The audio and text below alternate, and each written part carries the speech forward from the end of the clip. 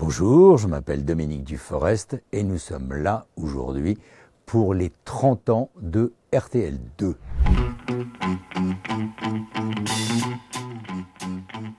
Je suis convoqué par un monsieur que j'aimais beaucoup, que j'avais beaucoup de respect pour lui.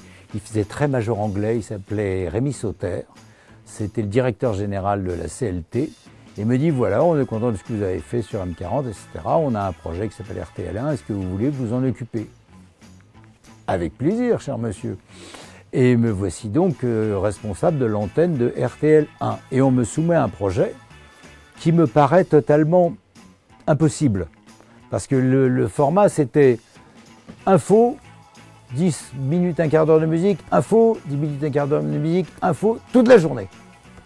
Je lui dis, les gens, ils savent maintenant. Ils savent que s'ils veulent les infos, ils vont sur une radio d'infos. S'ils veulent de la musique de jeunes, ils vont sur une radio de musique de jeunes, etc., etc. Et donc, j'ai proposé un format où j'ai gardé l'idée d'une matinale riche en infos et le reste de la journée était plus consacré à la musique avec des émissions un peu spécialisées quand même. Et donc, c'est devenu RTL1 et par la suite RTL2.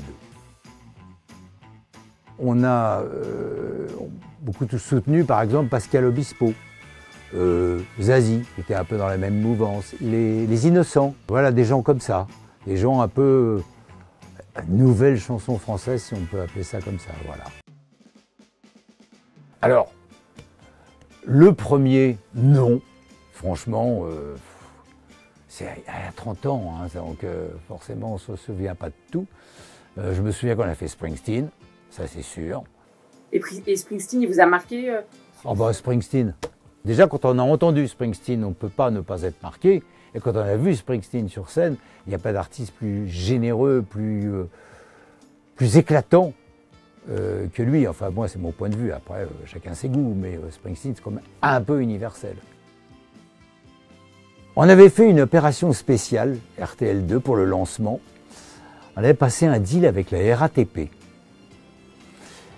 Sur la ligne 1, Vincennes-La Défense.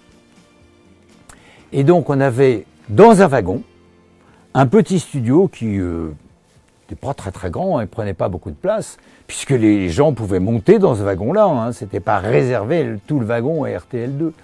Et toute la journée, les animateurs se relayaient et faisaient pendant 2 heures, je crois qu'on avait fixé à 2 heures, et ils faisaient Vincennes, La Défense, Vincennes. Et il y avait des invités qui venaient.